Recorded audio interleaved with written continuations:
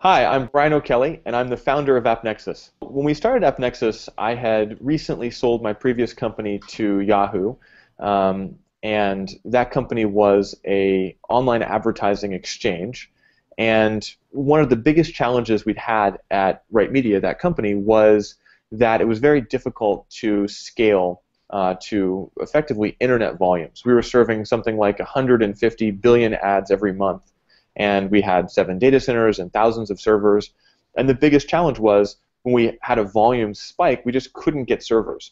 And when we were starting Appnexus, we thought, well, what if we could solve that problem by creating a cloud computing platform that could just sort of magically handle scale? And so we actually started as a pure cloud computing company like Amazon Web Services. And after about a year, it was clear that Amazon and Rackspace and other companies were going to be really good at commodity. And so we started to build more and more advertising-specific pieces on top of our cloud platform, and we began building a killer app, effectively, which was what is now Appnexus, on top of that cloud platform. So it was an idea that kind of evolved from solving problem after problem after problem, and it also helps that it's a space that we know extremely well from a previous company. I always say the easiest way to raise money for your company is to have just sold your previous company for hundreds of millions of dollars.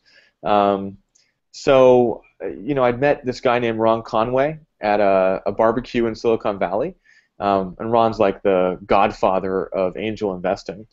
And so when we came up with the idea, I went out to pitch him, and he said, "You're absolutely crazy to start a cloud computing company. You should go talk to Mark Andreessen. He did LoudCloud, and it was a disaster, and he's going to talk you out of this stupid idea. You should wear a football helmet because it's going to be that kind of conversation."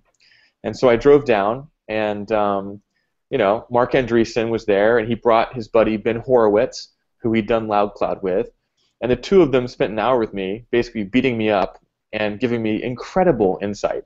I actually still have the notebook, and the advice they gave me in that hour is still advice that I live by to this day.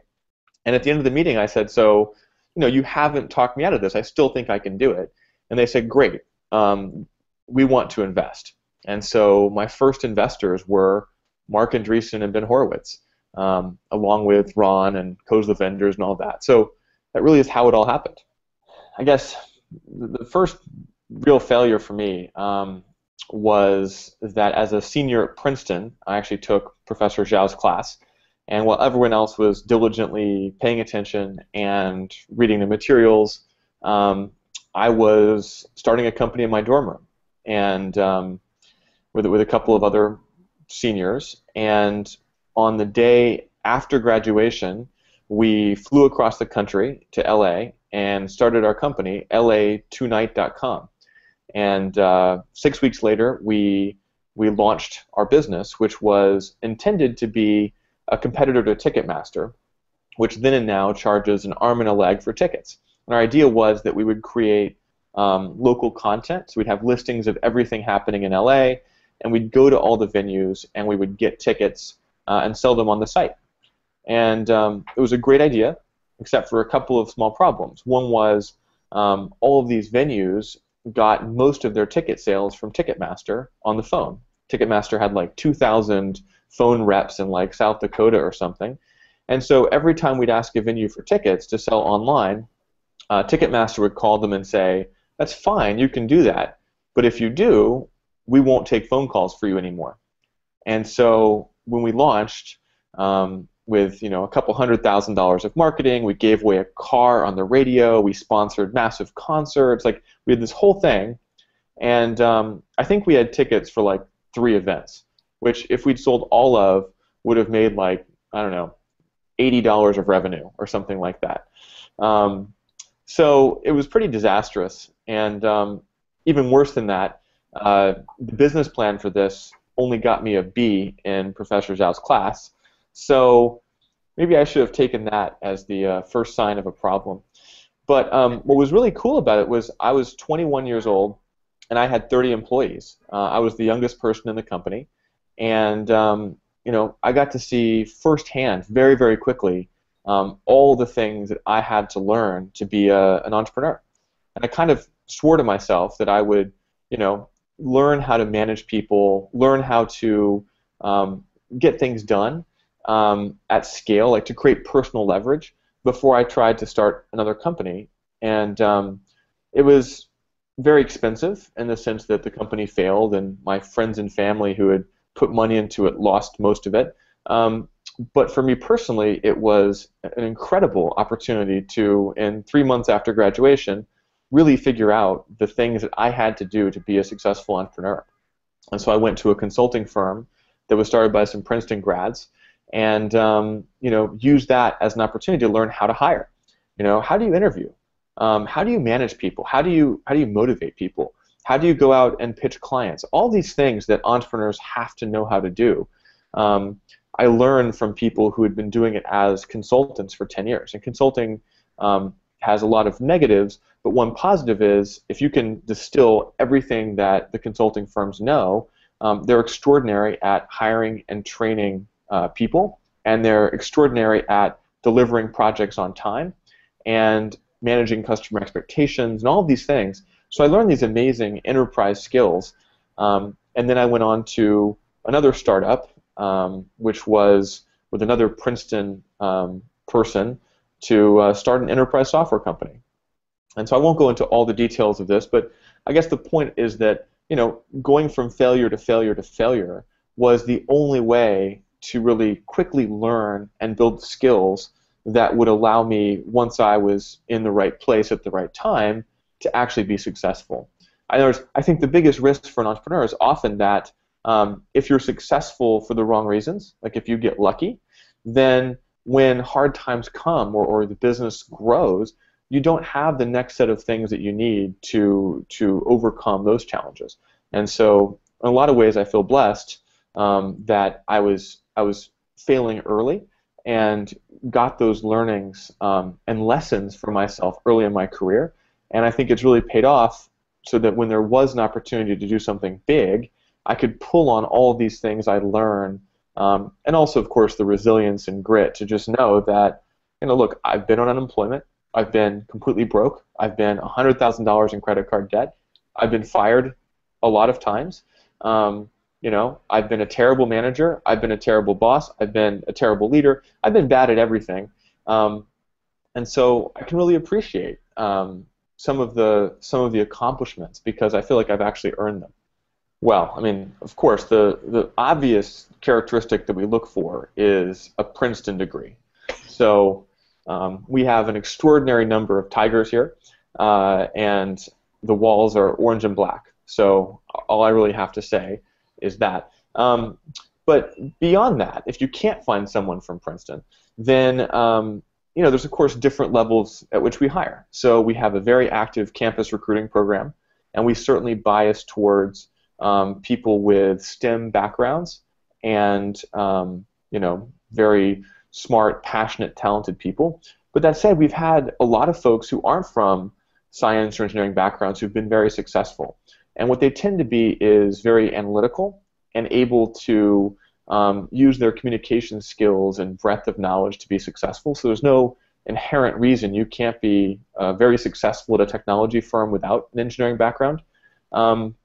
But I would say that there's a level of passion and intelligence that every single person at Appnexus shares, and I think that makes up for a lot of other shortcomings. So if I had to choose, it would be intellect, energy, and integrity, just to put it simply. And energy is really hard to replace. Energy means if I talk to you, I get excited. I come up with ideas. You piggyback off those ideas. We get into some kind of rapport where this go back and forth. And that energy is really what, when I walk outside to the office, I want to feel. I want to see people being creative, solving problems, excited to do something, to make greatness happen. It really goes a long way. They say that behind culture is a cult, and having been down that path at previous companies, I consciously tried not to create a cult-like experience at Appnexus. I think that one thing that companies often fall into is this idea that you have this very successful small startup and everyone who's there kind of has this formative experience, and then anyone new who joins has to join that cult. And we went the opposite direction. And every time I meet with a new hire, I say, you're bringing culture with you, that we need to continue to adapt to take advantage of everything that you bring to the table. So our culture changes. You know, when we open offices in Singapore or Sydney or London or Hamburg, like those offices need to share a core set of values with us. When I meet someone, I want to make I want them to feel like an Appnexian. But I don't want like blind loyalty. I don't want people, you know, who all look the same. I actually want people to be creatively Appnexian. And so our 4 values are learn and teach, meaning that we all have to share what we know with each other and learn from each other. And each other extends not just to employees, but to clients and to the ecosystem and to the community. We actually have Girls Who Code, which is an organization that tries to get teenage girls to program, headquartered in our offices. We had a few extra desks. They've been using it for a few years. And downstairs, we actually have 20 or 30 high school girls doing a summer program. That's so important to us. Another value is see and improve the whole system. We believe that, you know, our industry is incredibly complicated. It's global. There are huge holding companies. There's smaller companies like Google or Facebook that you might not have heard of that are actively competing. Those are online advertising businesses who've collectively spent more than $5 billion in acquisitions to compete with us over the past few years. And so we believe that the only way a small company like Appnexus can win is if we can really understand the entire landscape and be very strategic in how we make changes that don't just affect ourselves but affect the entire environment. And that goes both internally and externally as well. We believe it's core to empower our customers, meaning we don't make money directly. We only make money when our customers make money. And that's deeply embedded in how we approach our business. And the final value is make greatness happen. We're here to do something huge. And our mission is to create a better internet because the internet is ad-funded. Advertising is the lifeblood of the internet. But you'll note that those values aren't like wall values. They're not like be good to each other, you know, and don't swear in meetings, and like absolutely the opposite of that. Meaning you can interpret our fundamental behaviors, the things that really make you Appnexian, in all kinds of diverse ways. We have an incredibly diverse population. We have introverts, we have extroverts. You know, we have people from different walks of life, different socioeconomic backgrounds, different sexualities, and you know, you can probably see from what I'm wearing, you know, we're not a super formal culture, but if you walk out on the floor, you'd see people dressed in suits, and you'd see people who are barely dressed at all. And I think that's what I've always aspired to, is a company tied together by purpose and by shared values, and not necessarily by, you know, some, you know, dress code or some, you know, sort of secret code or handshake. I think the single toughest challenge for me as a first-time CEO is that I wasn't completely sure I could be a CEO. I have some pretty clear weaknesses. I mean, as a CTO at my previous company, which was an extraordinary success financially, I was fired. I was fired for, you know, basically being a pain in the ass and, you know, being a crappy manager. I had 19 direct reports, and really the whole company flowed through me. And I think knowing that I can be brash and I can be angry and I'm just so passionate. You know, like I don't necessarily stop and say like, you know, how can I make everyone feel good? I'm just like, how do we accomplish the mission? So it's hard. Like having been fired for leadership skills and leadership and management, like going and being the CEO of this company felt like a huge burden. I mean, these people depend on me for their livelihoods, and I know how flawed I am. And so I think there was a challenge for me to believe I could do it. I actually went to see a therapist for the first couple years of Appnexus, and I was just like, you know, I can't take any of my own personal bullshit into the office. I need someone I can take sort of my emotional state to and just, you know, keep it out of the office building. I used to sort of be embarrassed that I was seeing a therapist, and I realized, you know, like at the end of the day, it's so important for people to know that you don't have to be a perfect human being to be successful in business.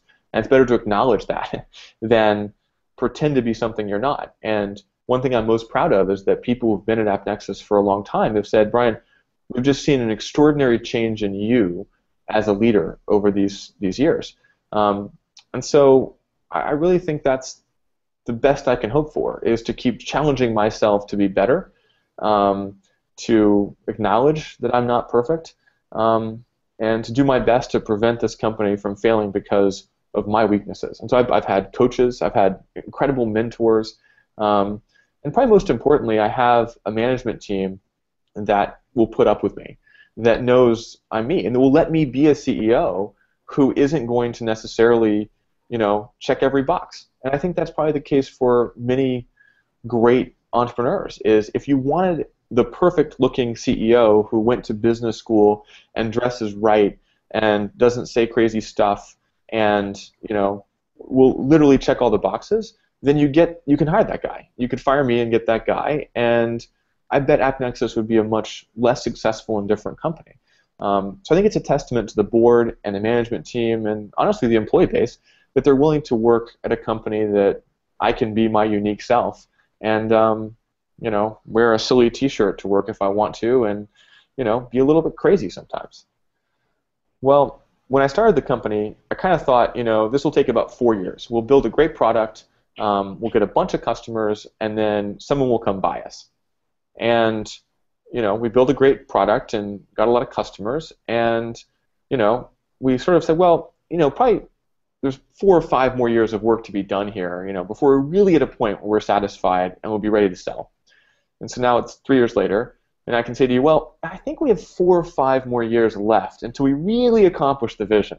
I'm pretty excited about the opportunity we have, and so as long as I can sort of sadly tell you that when I woke up at 6:30 this morning, my first thought was Appnexus, and my second thought was, oh my gosh, is my daughter awake yet? And how long do I have until I have to make breakfast?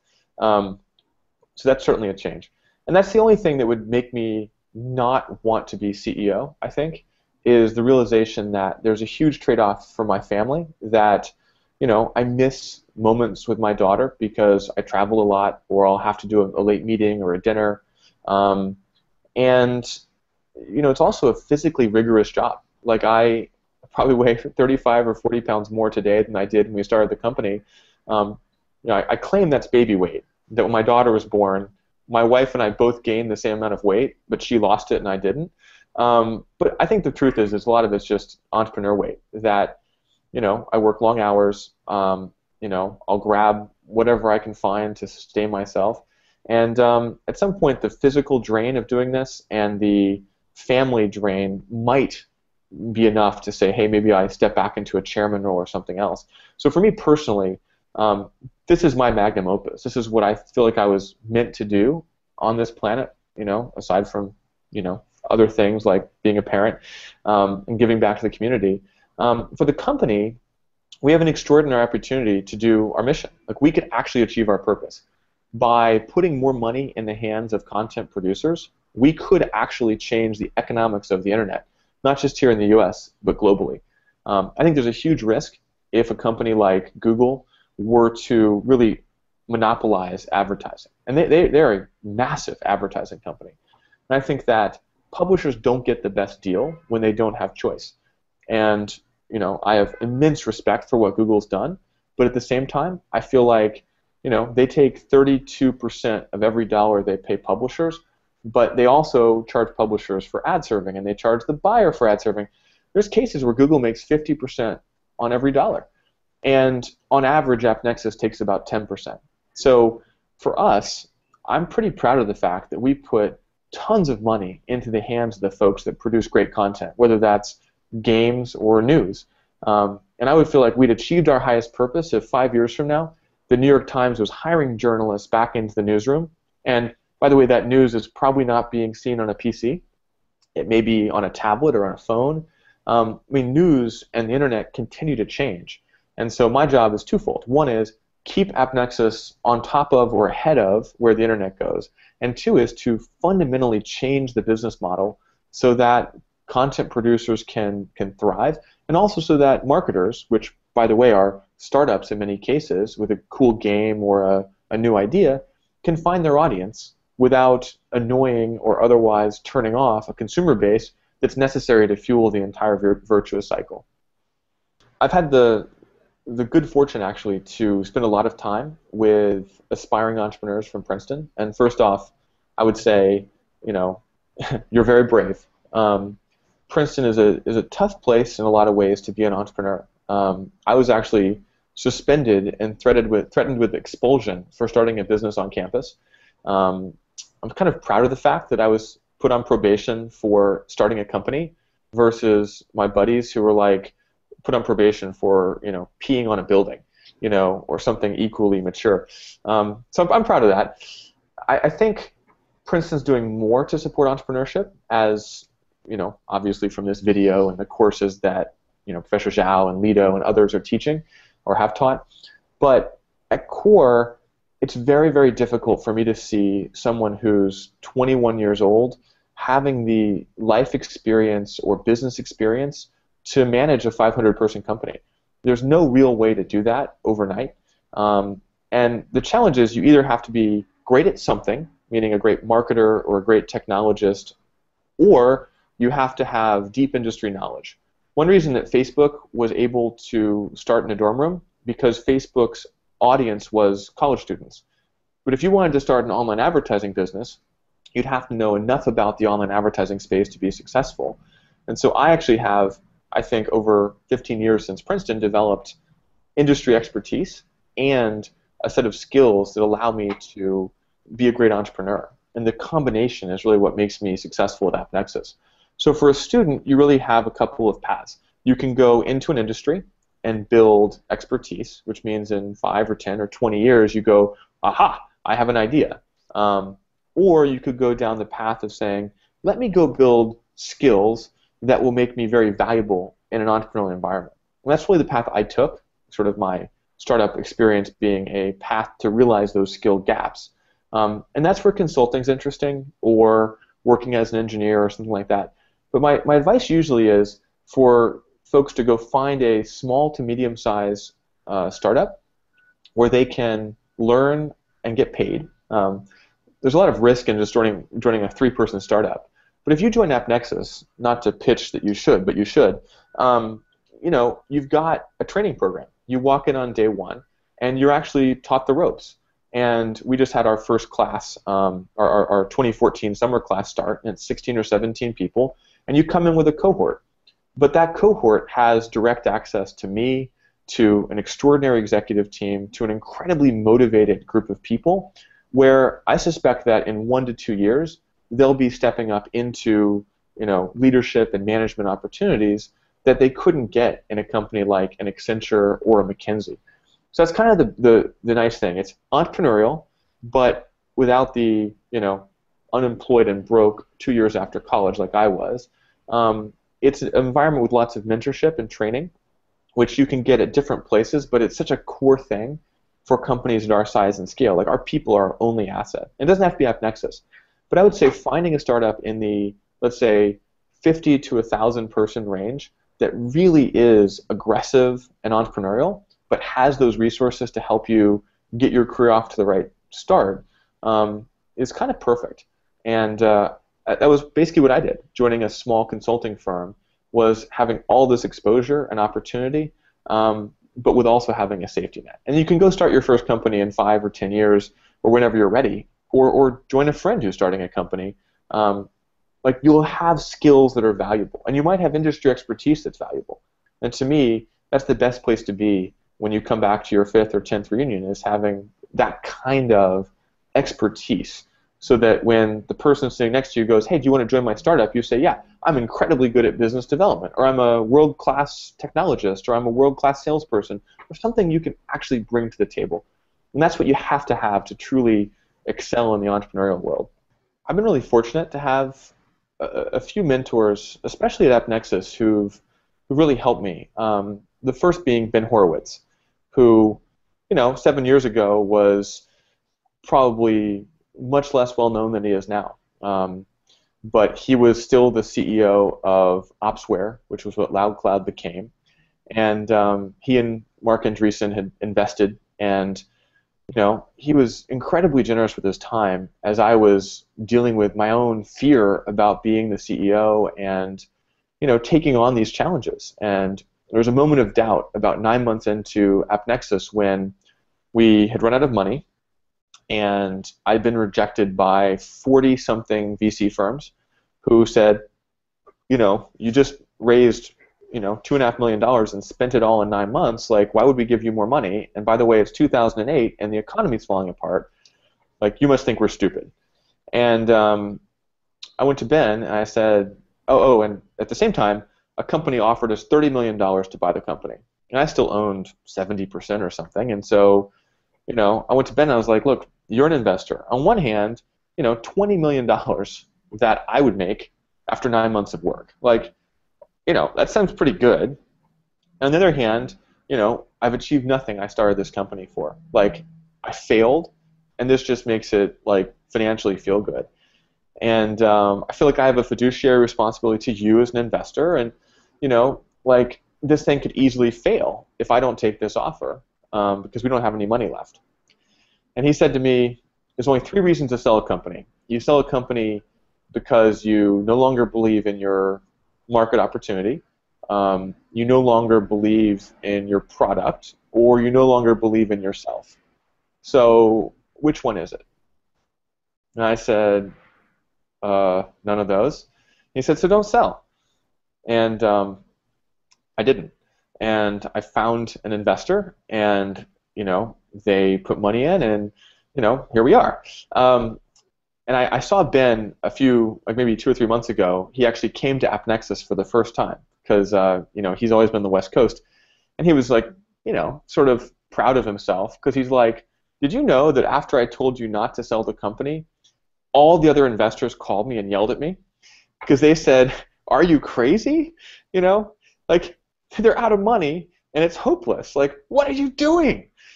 And so he had a sort of smirk on his face, and he goes, I feel pretty good about my advice right now. And I really love that. It's like there's something really special about someone like Ben Horowitz who's been through the struggle and knows the pain and fear that you feel every day as an entrepreneur. And so I couldn't ask for someone. I mean, at every critical moment of Appnexus, I've called Ben and asked for help. And it's just been incredible. But here in New York, David Rosenblatt, who is the CEO of DoubleClick before they sold to Google, has been a huge help and mentor.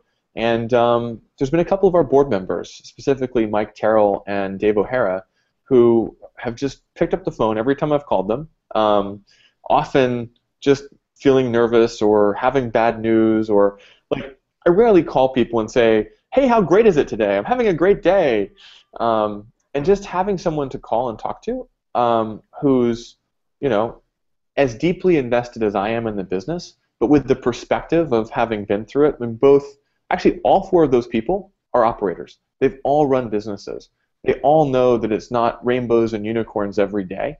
And so, that's been one of the best parts of my job is having that support network. I mean, I wouldn't necessarily tell them this, but in my mind, it's kind of like that scene at the end of, the Star Wars trilogy where you've got Yoda and Obi-Wan sort of like shimmering in the background. Like, that's kind of how I feel. I've got the mentors behind me at all times, like just sort of either smiling or scowling at me, but just it's kind of that elders idea that it definitely makes me feel less alone in what is inherently a pretty lonely job. My name is Brian O'Kelly, and I'm a Princeton entrepreneur.